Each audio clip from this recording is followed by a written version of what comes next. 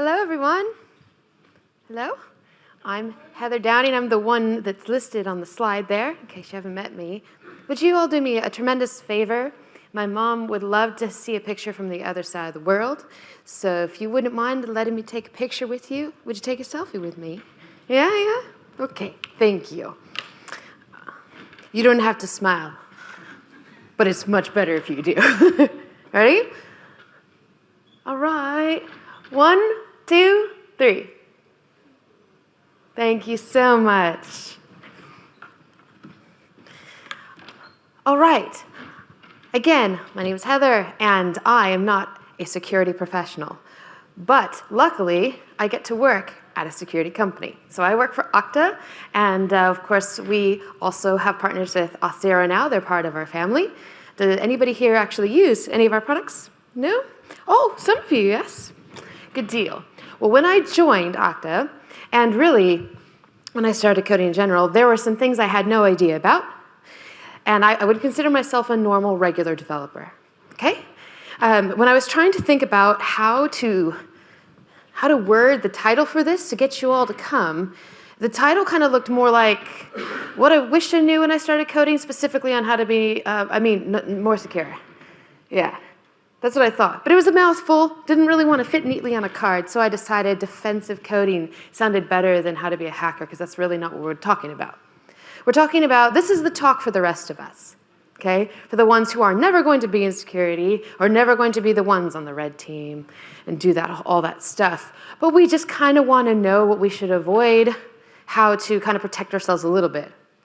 So, just to make sure that we're all on the same page, you probably want to know what you get out of this, right? So, what we're going to cover is just some helpful tips that I have personally picked up on how to be an incrementally more secure developer, okay? And specific examples to avoid, which I find very useful. I like stories, right? Some useful non-language specific knowledge. This was hard for me because I spent more than a decade in .NET and I wanted it to be about that. But it turns out a lot of us retool and shift. And so this is something you can take with you, right? And I really wanted this to be something where you actually like the deck I have, because you could pick it up and go, all right, here's a new project. What is that list that Heather was talking about she wished she did? That was the purpose behind this. I will share the slide deck at the end in case you'd like to use it, and I'll tweet it out again. All right? So the first thing I want to start with is something that I discovered, especially in the last 3 years working for Okta. Your perception very much shifts with your experience and time, but it's not linear. It doesn't look like a lovely straight line, does it? Every time you pick up a new part of the framework or a new version of the language, you can feel like you definitely don't know anymore that much about it. In fact, I thought I heard or saw a tweet about, oh, I thought that I knew of C#, but apparently I don't now because it's shifted a lot. If you felt like that, you're definitely not alone. And it kind of looks more like this. Okay? So the further I go along this path, the further into discouraging/realistic that I fall, I've noticed. Be aware that in security topics, often there is a helplessness, right, that can hit even the more experienced folk, because the realm of possible attacks is always shifting, right? So understand that you will feel confident at first, and you're like, oh my gosh, there's so many different ways that this could go wrong. It kind of goes down from here. But there is good news that you can get up there. It feels like it takes forever. But I promise there are some things that we are still repeating in our industry that you will start to take note of and notice the red flags, and then you will kind of achieve a little bit more mastery about how to not be as insecure, right? All right, so that was tip number 1. I'm not going to number these because I felt like numbers are depressing when you see how many things I had to learn, right? The next one is, don't always build it yourself. Obviously, working for an authentication as a service company, that sounds very biased, but let me be specific. I used to write a lot of code, and I didn't know that the more code you write, the more bugs you have, and the more security holes you can have. Coding at a framework level is going to yield you more secure results than rewriting some like low-level module. Do you all agree on that? But we really want to do it anyway. Why do we do that? Why do we do that? It is so tempting. Because some of us don't understand until we've gotten all the way down to the middle. That's great. Do it on your own project time.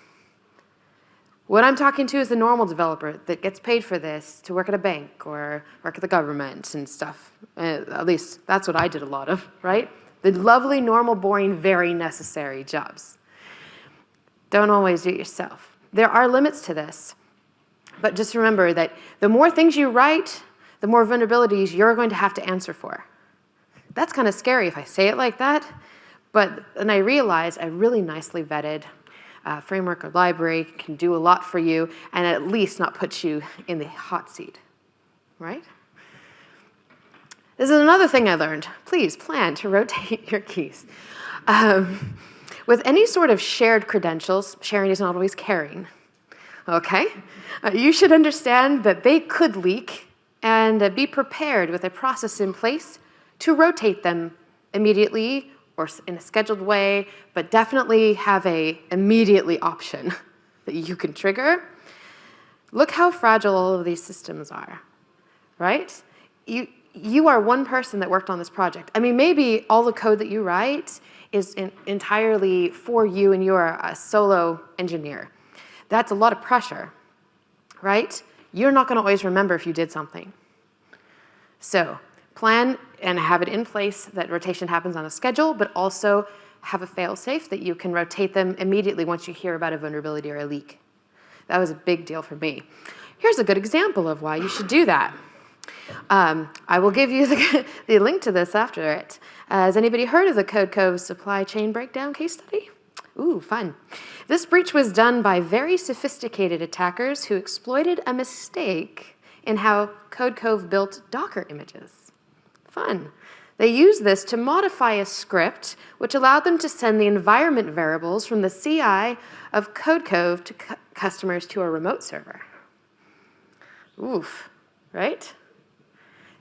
So if you're interested in how that article breaks down how exactly it happened, here's that for you.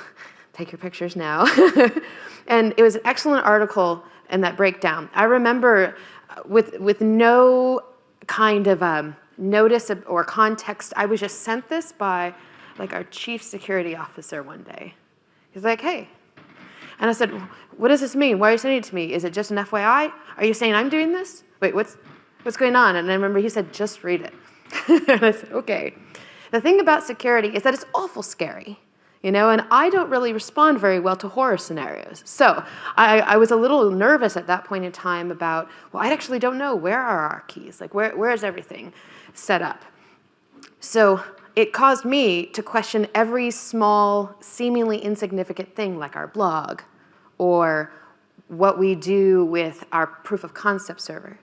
You know, even though technically they don't really get it in anything, it's the bad habits that it built for the engineering team and even the DevRel people. So that's the takeaway from this. Be skeptical about the new library on the block. But I'm never skeptical of them. I'm welcoming the new ones with open arms. For the first 5 years of my career, I was very excited about progress, because new things mean progress, right?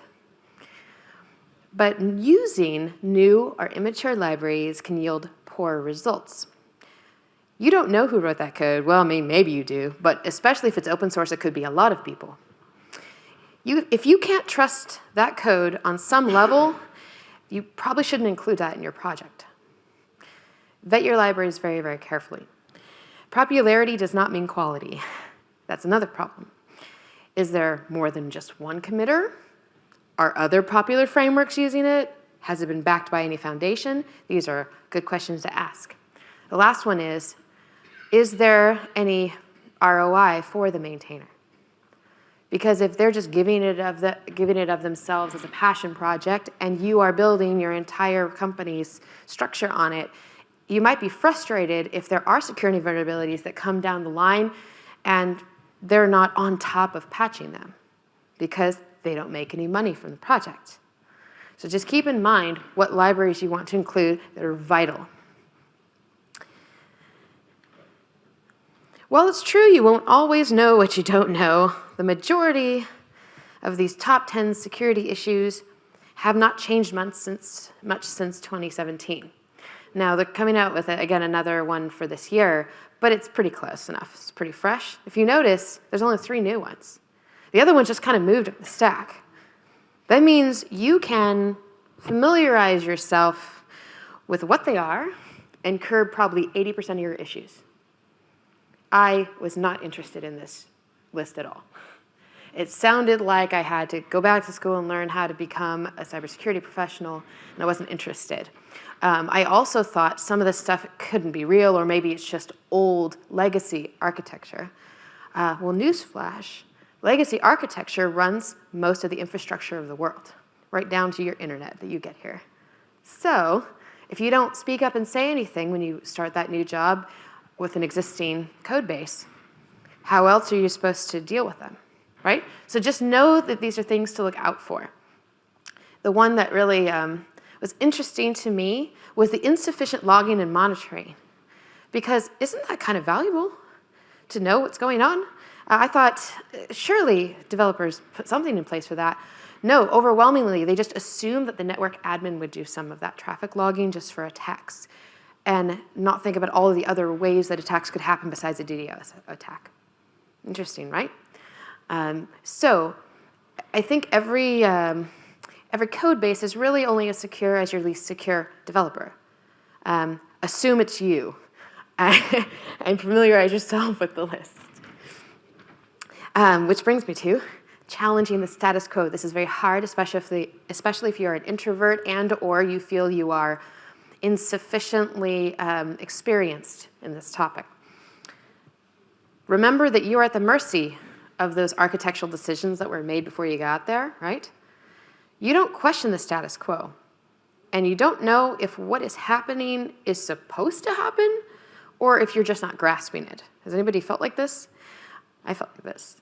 Security is the time to challenge the status quo always. And you can phrase it like this. I don't understand how we are securely doing X. Can you explain how we can prevent attacks with this code base? Can you explain to me how things are set up for this kind of a scenario? All you're doing is asking questions. Some people feel that questions are an attack, but you're still going to produce an answer, and you should always push. Because if you noticed and said nothing, and something bad happens, you're going to feel terrible about it, but it wasn't your fault, it wasn't your code, right? That's the wrong answer. If you find a security vulnerability, you also might start becoming like the go-to red flag person. You will discover this will happen quickly. It happened even before I got to Okta. I was like, whoa, what are we doing with our APIs? Why is it just wide open? What? And they're like, oh, we should just always run every API change past Heather now. I mean, that wasn't even my area, right? They just started doing it, sending me things. Hey, do you want to sign off on this? I'm like, why? Well, because you found the last vulnerability. But that's not a terrible place to be. At least that meant you cared enough to raise your hands. Please care enough to raise your hand. Something that I ran into specifically was that your stack can obfuscate reality. I have a lot of trust in the .NET framework, and now, of course, I don't know. I guess I can't call it that because I was like 4.8, right? So now it's .NET Core, .NET 8, .NET Future. I have a lot of trust in how it's built because I know a lot of the world relies on it. In the US, almost our entire government is built in it, right? So I know a lot about it, and I know that if there's a problem, Microsoft will fix it, right? That's how I felt. But that doesn't mean I know how to use it in a secure way. I just assume it will make secure decisions. Your IntelliSense will make suggestions that may not always be the most secure suggestion. Or it was in 2018, but it's not in 2022. You'll run into that too. Don't be afraid to challenge the assumption you had about the favorite stack that you work in, okay? It's very likely that the things you have learned are one possible way of doing things and not necessarily the best. So particular frameworks and opinionated architecture approaches have this issue. It's better to understand how does your framework work into the bigger world of code, okay? Like if you are working, I'm gonna speak to the mobile developers in a second. If you are working in a code base that gets compiled to a different language, do you understand what happens with that compiled language? And it doesn't mean you have to deeply know it, but can you like kind of like draw a little chart on a whiteboard and kind of know what's happening? If you do not, then you can't make the right decisions in your code to ensure that that happens correctly. The problem is when you're trying to understand why what you're building is insecure, that can obfuscate it, yeah? You don't know, you just assume that it does. So you end up completely trusting it. And you often don't have the ability to audit it. So start asking questions. It comes across online when people start asking questions about how secure something is as like a bias. And I'll give you one from my framework of choice, okay? I like Blazor, but I don't like Blazor WebAssembly. I like Blazor server-side, and I have my reasons for that. But I ask questions like, well, what is the likelihood of attacks hitting this choice versus that choice? How many more avenues, right? And how much more work would it really be for me to do a server-side render instead? And I just asked these questions, and then I came up with it. But when I looked, I'm like, which one is more secure? There are camps mostly over in the server-side area because there's not a whole lot of front-end developers that can speak to what's happening in the browser in the .NET sphere, right? But it can come across like, oh, you're just saying that because you don't want to get with the times and live in the DOM more, you know? It can feel like that because it is an architectural choice, right? There are other things that can happen with that too, like your ORM. That can be an obfuscation.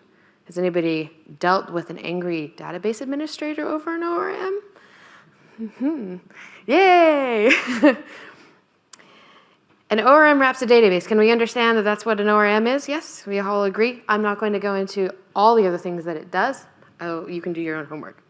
But if you're used to using one, you're used to using all of the built-in security on how to access that database that is in that ORM. And it likely will not expose you to like SQL injection, etc. Okay? But some of them do allow you to build a custom where clause, right? And you aren't often aware of the security vulnerabilities of doing that at all. Because you haven't had to face any of that stuff because everything else was crafted so nicely, right? Or if you somehow interface directly with a database and you have not exercised those muscles of security fencing, that's another opportunity for you to be a little less secure, right? It's easy to get things to work and not realize you just opened yourself up to injection attacks. I was definitely this person. I was like, but I've never had this issue. I've worked on lots of things. Yeah, but they were always with an ORM, and then I finally started just doing a lighter ORM. I'm not going to name names, but it was very light, okay? And it allowed me the flexibility to write stuff that I knew I needed, and I did that. And then we were wondering why we were getting all this bad data. Luckily, it was just done maliciously by like teenagers and not by somebody who's trying to do data harvesting and changing. They just thought it was funny that they could hit all of our forms with it, right? And they try it. It's like immediate. There are bots that do it now. And it's still listed on the OWASP top 10 problems that we have right now.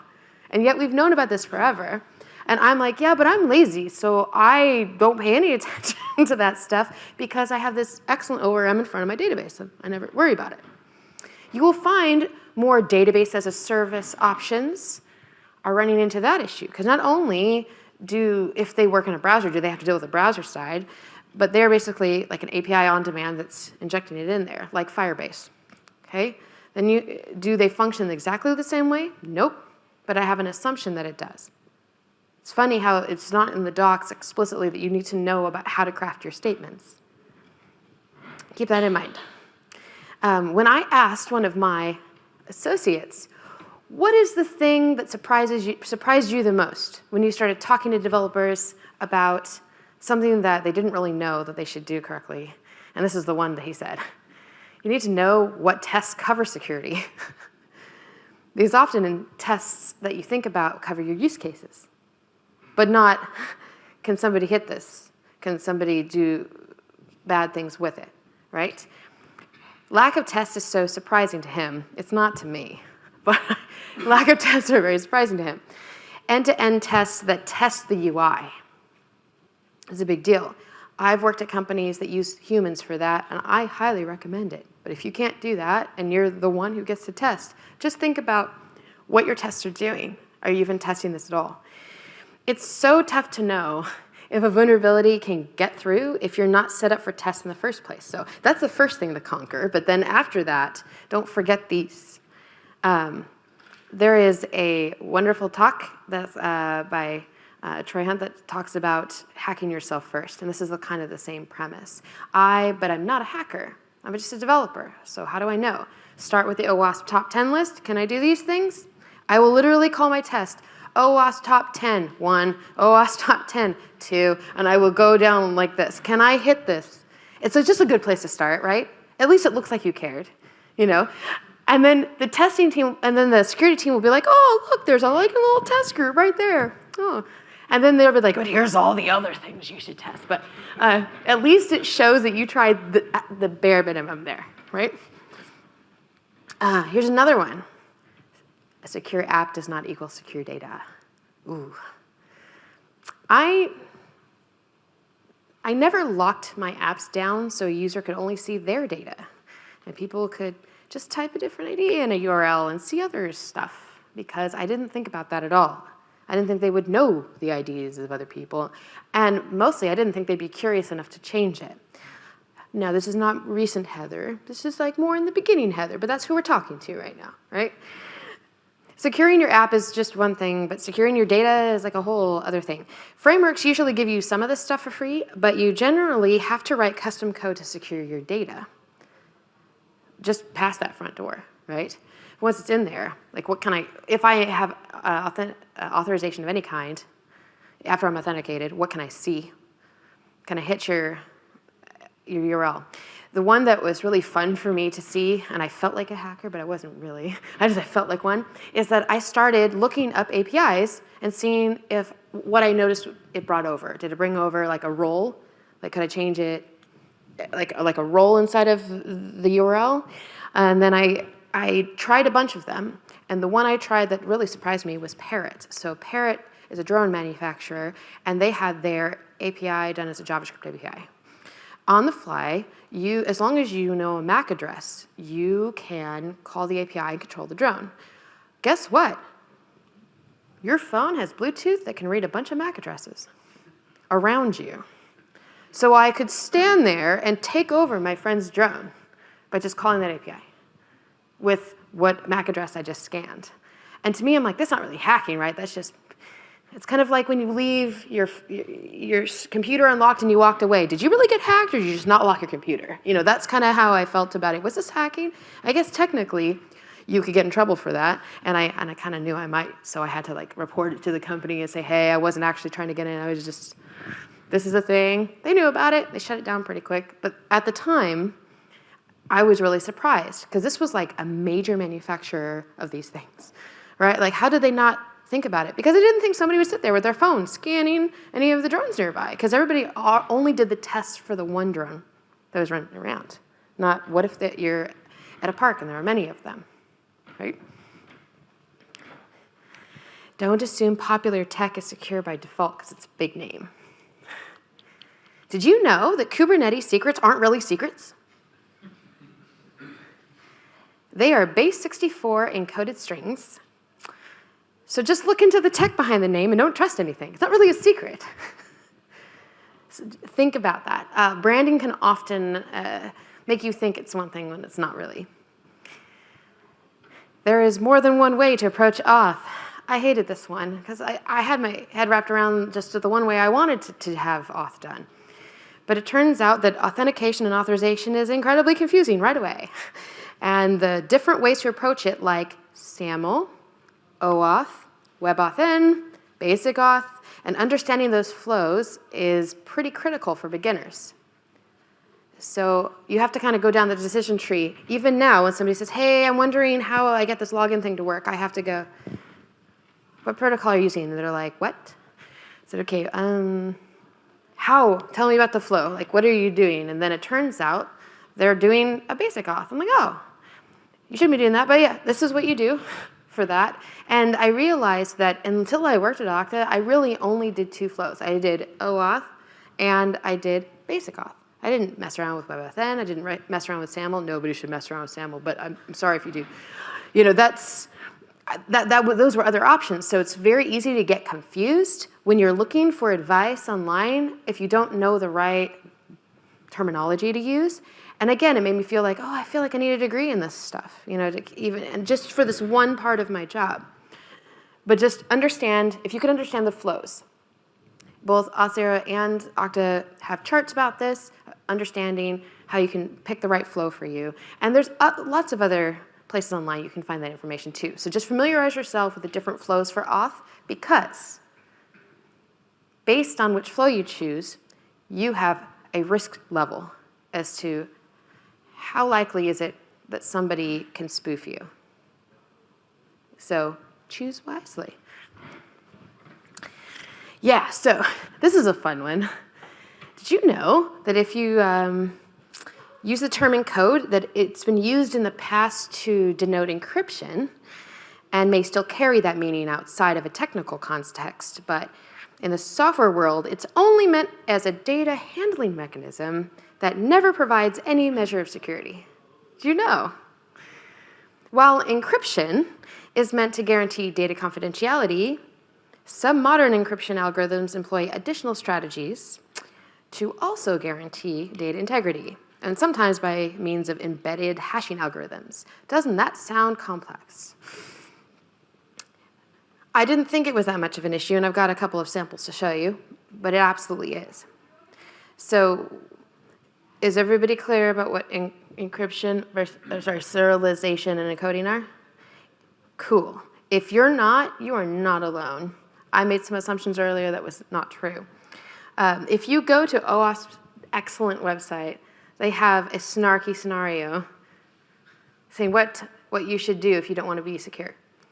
Smart coders don't read manuals. Just keep adding bytes until the algorithm stops throwing exceptions. Or just save yourself time and cut and paste from a popular coding site. This looks like a good start. Right? Here's another scenario.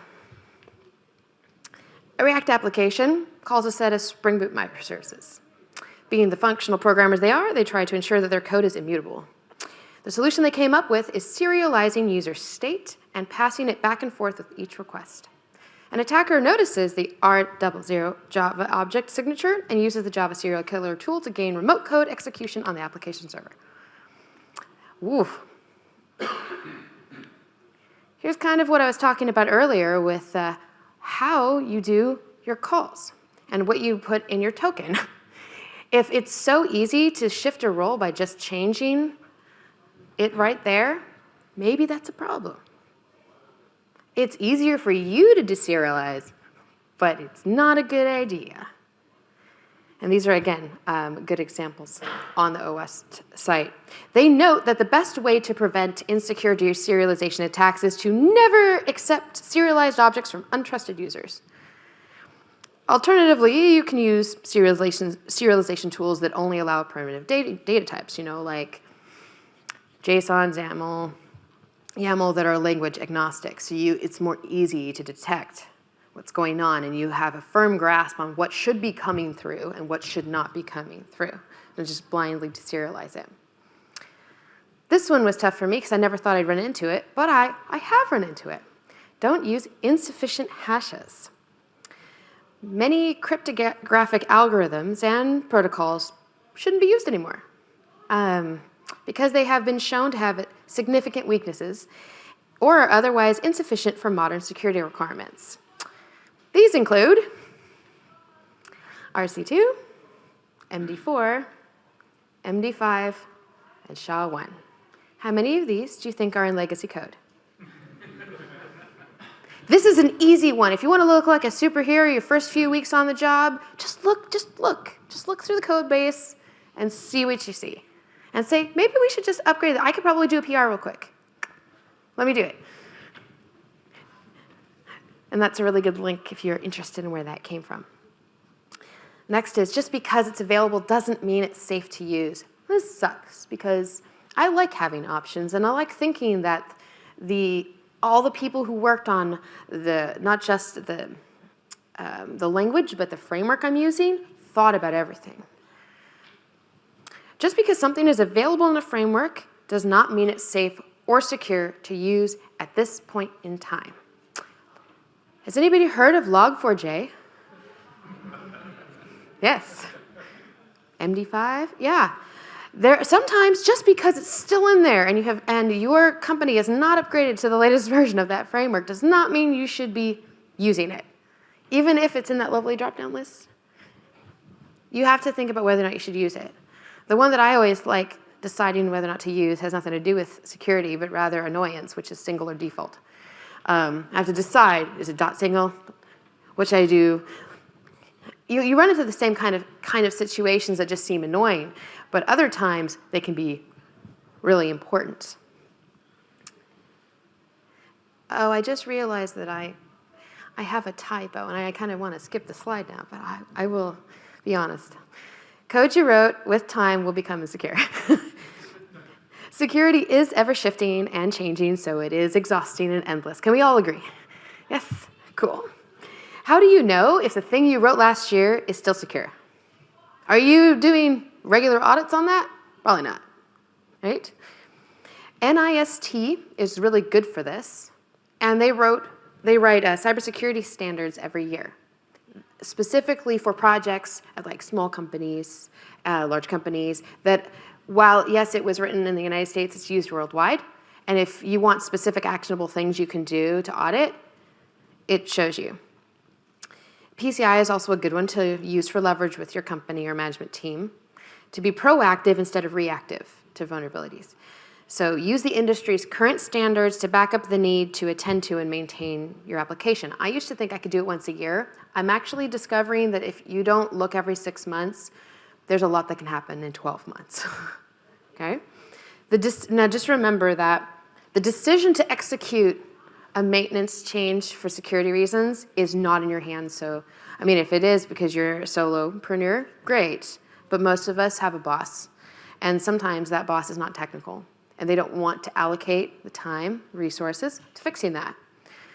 Don't take it to heart. It is a company risk decision, and make sure that you state it as such. I'm just letting you know that this is a company risk score of I don't know, about this high. Just wanted to let you know it's probably important. You get to decide what to do with that information. Your job is to explain the risks and bring the evidence, okay? If you're interested in where to get that framework on how to make it easier, at least to plant in front of somebody who's non-technical, that is a great resource for that. The framework, the cyber framework, is not a framework like what we think of framework. It's just guidance based on existing standards, guidelines, and practices for organizations to better manage and reduce cybersecurity risks. I'm totally reading this. In addition to helping organizations manage and reduce risks, it was designed to foster risk and cybersecurity management communications among both internal and external organizational stakeholders. That means you can go to people who are not on your team and use that framework to kind of all get on the same page. It was adopted worldwide, and it's completely volunteer-driven. So there's a lot of good frequently asked questions and guidance for you there.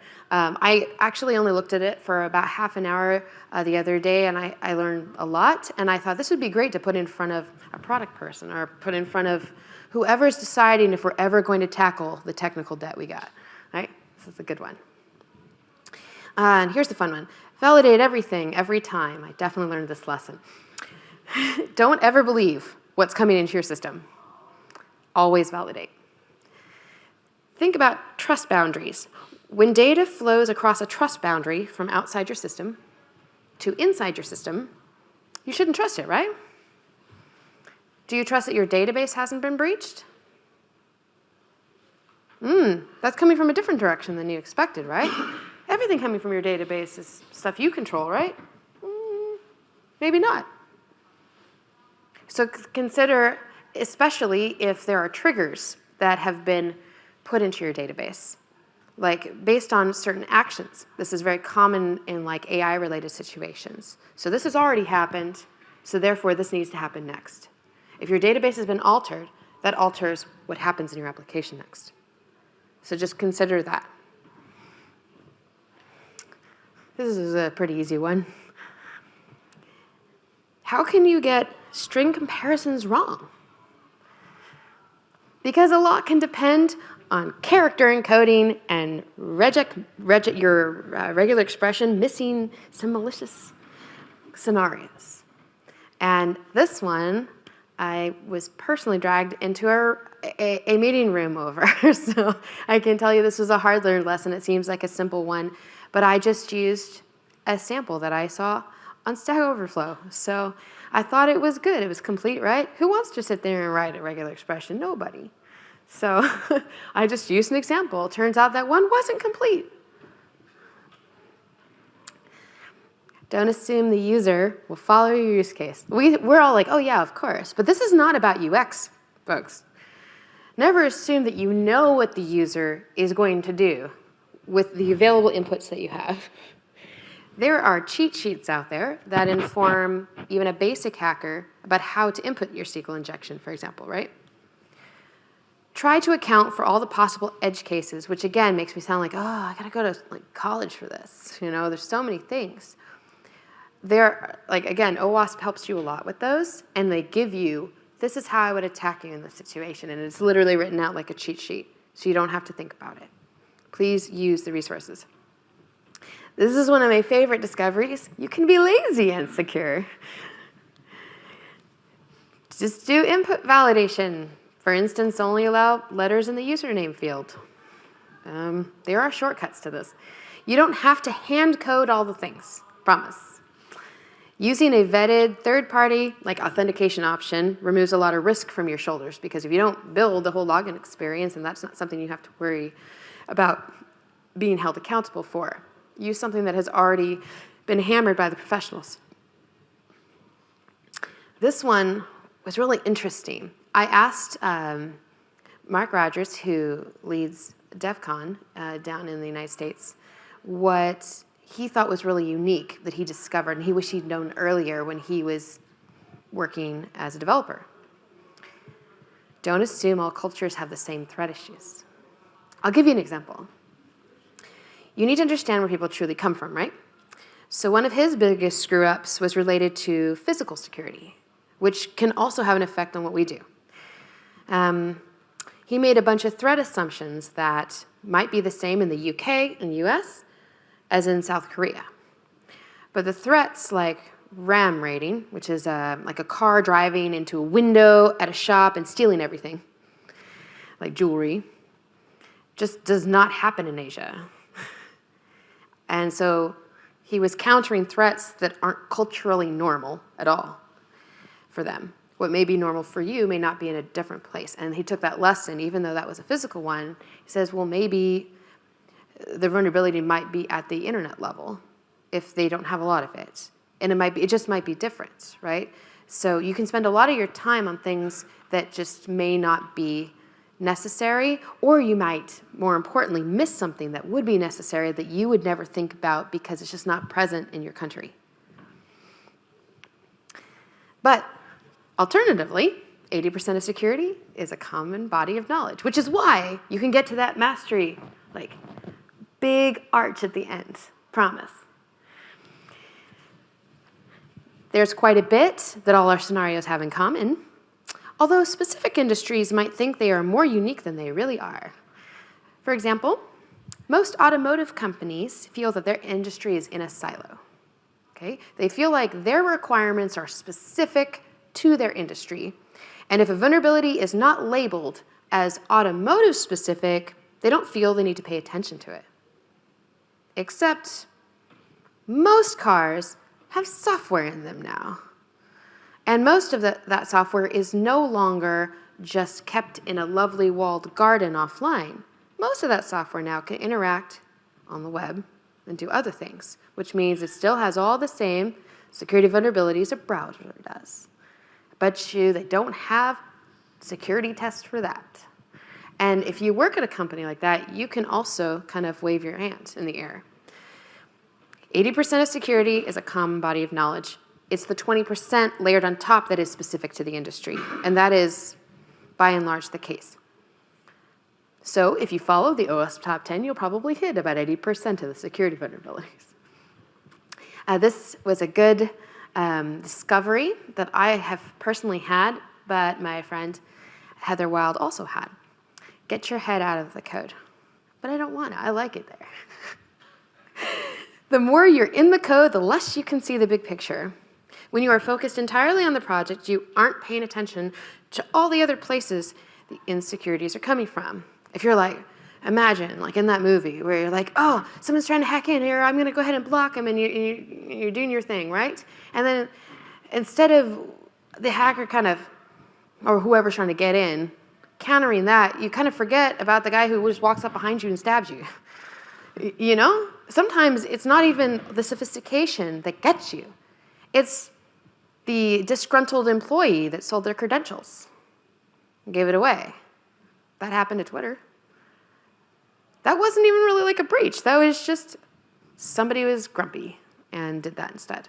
So sometimes it's just the basics that you should also be able to point out. And you can say, I can spend hours on this code and make sure it's really secure. But if you don't make sure that this is also the case, that doesn't matter. So be aware of where your code fits in the overall security picture. That doesn't mean you have to know everything. You just have to know where, if you were going to hack it, or if you were just going to take over or hold data ransom, what would be the easiest way for you to do that? And I'm like, again, I'm not a hacker, I don't know. But what, if you just thought about it for 5 minutes, what would you do? So, because we are not infallible, have a trusted person take a look at what you're doing. You need somebody that can look at the whole project, and it can't just be you. Get another pair of eyes. One that you not only trust and has access to what you have to, so already has that NDA, right? But actively collaborates with. There are no stupid questions when security is at stake. I have never been made fun of when I'm like, I don't understand what this is, or why do I need to care about that? Never once has somebody made fun of me for it. So that was a good one. We're almost done, I promise. This one was a fun story. CORS is code for to-do. Are you following me? Everyone has dealt with cross-site scripting errors, right? They are awful. I hate them. Most people do hacks to get around them. They forget that they've done that, and they build the rest of their project around that being the working environment. Then a hacker comes in later that exposes it, and everybody throws their hands up, security team goes, whoa, but CORS was disabled, And then when you try to fix the CORS vulnerability, suddenly your project is broken by design. Because you didn't put anything else in place to interact with it securely, right? Because we just wanted to ship the thing and show the product person. We wanted to get it done. And I have done this way more times than I would like to admit. I have knocked it off because it's a huge to-do every time. I always have to go back to it, and I always have to do it again. So if you set it up correctly the first time, even if you have to say, nope, I need another day to do this, say that. And say, unless you'd like me to forget that I just hacked around this and then ship it to production. That usually will buy you a day. Verify that your environment has bare minimum security. Don't trust that whoever is in charge of deployments is doing that. Brute force attacks can happen on your projects, and sometimes they cost the company money. Hackers will often hold databases for ransom just by running a list of commonly used admin passwords. Admin is still the most common database user credential combination, and it's often not changed. It's also often not stored in a password manager. Instead, it might be in a Google Doc, in Google Drive somewhere. These are basics that you can suggest to your network admin, database administrator, or whoever is the developer team handling deployment. If it's you, no excuse. I want to get coding just as much as you do, But the moment I see that I just have a default admin password, I have to change it right then. Because too much can go wrong. And when things do go wrong, be transparent immediately. This is hard for me, coming from where I work. But often you don't want to be transparent because you're either embarrassed by it or you're not sure the legal ramifications and you don't want to say anything. If you don't feel like that internally in the company, imagine how companies feel about admitting that publicly outside of the company, right? Sound the alarm right away. Once you discover a project's been hacked, send it up the chain and don't try to outsmart the hacker and be a hero and suddenly change a bunch of keys, okay?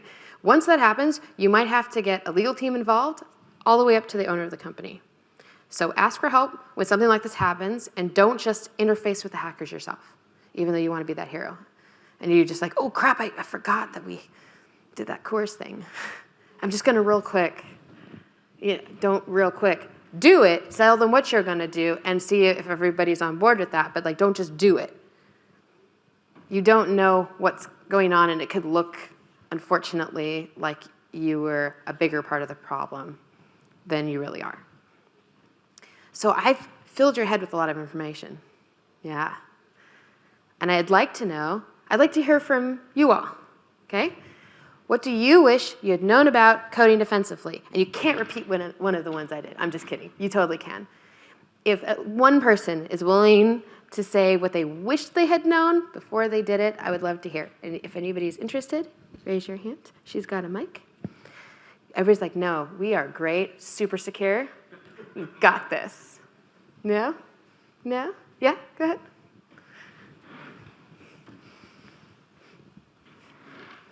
Use sandboxes for anything local a long time before you touch anything that looks like production. That's a great one, man. Oh, I've definitely been there. Unfortunately, when you have clients, sometimes all they do is just give you a user in their production environment, right? And you have to ask and say, can we do things differently? But that feels like a lot of pressure on you. But remember, if you're the one who deletes a bunch of production data, that's on you. So ask for the sandbox. Totally agree. Anybody else? You? No, you're all great. You got this? Yes? Don't be afraid to use. It's okay, you can just project. It's not that big of a room. Don't be afraid to use environment variables. Yes. But why would you be afraid? Because you have to configure them, share them with your team, and it's a pain in the ass. It Sometimes. is. I guess you could put them somewhere that everybody could access securely if they authenticate into it, right? I used Keystore for a long time. So you can still use like 1Password. There's a lot of options that I was too lazy to use, so I agree. Oh, you have another one? Hey, he's got another one, then we'll get that one. Don't be afraid to set up a password manager for your team. Yes, yes. It actually wasn't my leader that did it. It was like our brand new person who was maybe 2 years into the field. Oh, I'd love to set up a 1Password manager for our team. And anybody have a problem? I'd like to do it. It's free. And just did it. And then everybody was just invited. And suddenly, we just weren't as insecure anymore. It's amazing. Yes? Yeah, don't take shortcuts when you're working on personal projects. Ooh, can you be specific? Yeah, so it's specifically if you're building, for example, your own private website, use the security best practices on that. In part because it's good practice, but also because that can also be a target for an attacker. Very true. I've personally been doxxed before, and I can say it was because I was very lazy with registering my domain. Very much. That's a good one. Super related to that, your proof of concept might just turn into the production software. Does that mean your proof of concept has to be secure in the beginning? That's pretty lame. That means you have to go learn about what to do if you don't know what to do. That means you have to admit to somebody in charge that you need more time to make sure you understand what security vulnerabilities would be present. That means it would take longer. Sounds like work, right? Yes. Anybody else? Yeah.